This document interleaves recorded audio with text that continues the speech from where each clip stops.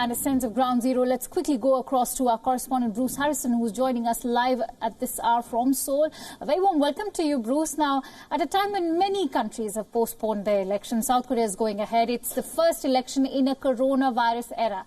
Have people even stepped out to cast their vote, and how are polling booths managing the turnout in times of social distancing?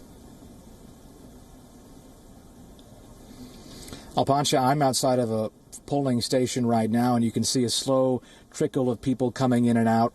This is actually an old gymnasium, part of a church complex here in Seoul that they've opened for voting. And it's hard to see, but all along this pathway there are blue arrows. And as you mentioned, social distancing is key for this vote. And these arrows are 1 meter apart, and you're required to stand on these arrows as you queue to get into the polling station. Now, I stood by the door for a while, and there was the occasional moment from staff telling these people, hey, get back on your arrows, you're getting too close to each other.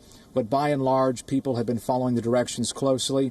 The temperatures are checked, you sanitize your hands, then you put on gloves, then you get your ballot and you cast your vote. Then you're out, toss the gloves, back on the street. The process has been fairly seamless so far. People have been polite, cordial, and patient as they wait to vote despite this epidemic here in South Korea.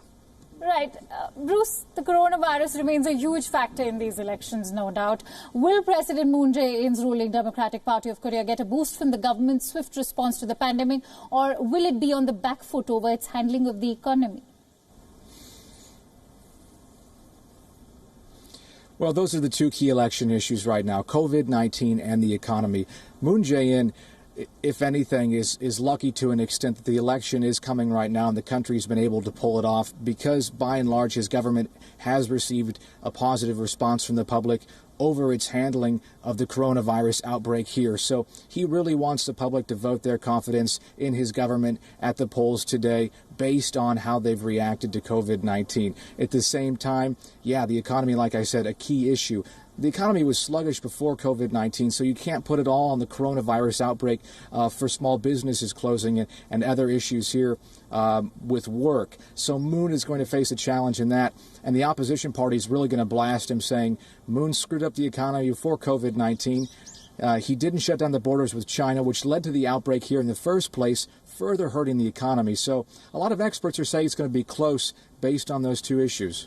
Right. Bruce, you know, let's now focus on those issues that are dominating this election. You've just mentioned two very crucial ones, be it women's safety or the rights of the North Koreans stuck north of the DMZ. What are the key issues now dominating these elections, apart from the ones you mentioned? And could the regional parties or the smaller players also play a crucial role?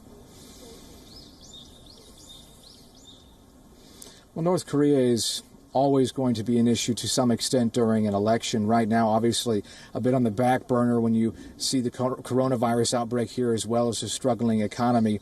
But the opposition party is probably also going to take an opportunity to attack Moon for what has been, by and large, an unsuccessful event to negotiate with the North Koreans and lead to any kind of breakdown of their nuclear program or any kind of business across the border.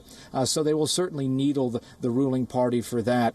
But it's really going to fall to the economy and to the coronavirus response. More broadly, healthcare here in South Korea is always a key issue. The Koreans typically hold their government accountable to maintain a high standard of care, and they've seen that throughout this outbreak, so that'll bode well for the ruling party.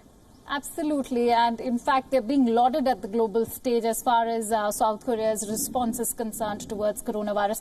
Now, last but not the least, Bruce, this election is also being touted as a referendum on the reforms recently passed in South Korea. These electoral reforms are giving the 18-year-olds the right to vote for the very first time.